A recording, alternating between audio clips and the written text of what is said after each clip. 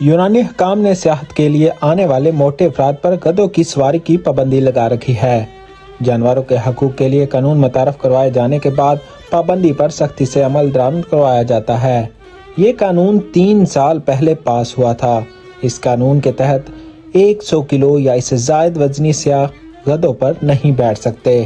یونانی جزیرہ سینٹورینی میں گدھوں پر موٹے سیاحوں کی سیر کے بعد حقوق حیوانات کی تنظیموں اور میڈیا نے گدھوں کے حقوق کے لیے بھرپور مہم چلائی تھی۔